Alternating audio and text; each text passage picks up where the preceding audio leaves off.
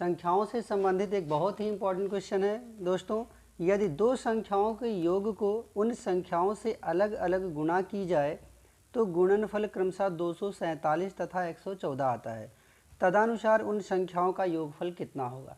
यहाँ पे आपके पास चार ऑप्शन हैं, 19, 20, 21 और 23। स्टूडेंट, मैं इसे बहुत ही शॉर्ट ट्रिक से बताने वाला हूँ और ये कुछ ही सेकंड्स में आप इसे सॉल्व कर सकते हो। तो देखते हैं यहाँ पे इस क्वेश्चन को कैसे सॉल्व करते हैं।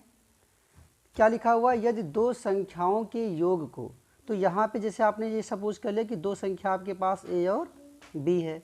आपने मान लिया कि दो संख्या आपके पास ए और बी है, ठीक है। अब क्वेश्चन में क्या बोला कि दो संख्याओं का जो योग है, ठीक है, दो संख्याओं का जो योग है उन संख्याओं से अलग अलग गुणा किया जाए।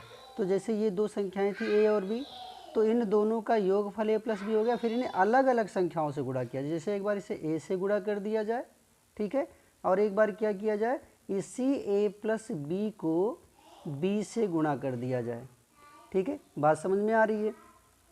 तो ये जो ए प्लस बी आया आपका, ये किसके 247 के बराबर है। ये किसके बराबर है, ये 247 के बराबर है। और यहाँ पे जो बी ए प्लस बी है वो 114 के बराबर है। इतनी बात समझ में आई, ठीक है। तो ये बहुत ही आसान तरीका है। देखो इसको कैसे करेंगे हम लोग। ए प्लस बी लिखा मैंने और इसके नीचे लिखा बी ए प्लस बी, और ये किसके बराबर होगा, 247/114 के। मतलब एक समीकरण ये बना, एक समीकरण ये बना, दोनों समीकरण को हमने क्या किया, भाग दे दिया। तो यहाँ से ए प्लस बी कट जाएगा, ठीक है। तो बचा क्या स्टूडेंट आपके पास, ए प्लस बी बराबर 247। स्टूडेंट ये किसका फैक्टर होगा, ये 13 गुणे 19 का फैक्टर है, ठीक है। और 114 किसका फैक्टर है, ये 6 गुणे 19 का फैक्टर है, ठीक है।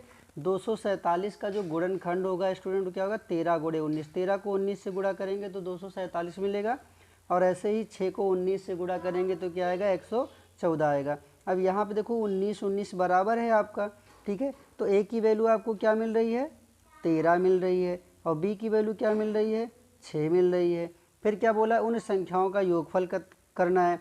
अगर हम इन दोनों संख्याओं को जोड़ दें स्टूडेंट तो ए प्लस बी की वैल्यू कितनी आ जाएगी, 13 6 19। बात समझ में आई, क्लियर हुआ। एक बार फिर से समझ लेते हैं।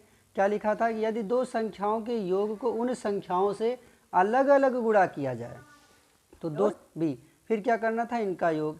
हमने क्या कर दिया, इसका योग कर दिया। तो योग क्या आएगा, ए प्लस बी, ठीक है। फिर क्या बोला था, उन संख्याओं से अलग अलग गुणा किया जाए, किसमें, जो योगफल आया है।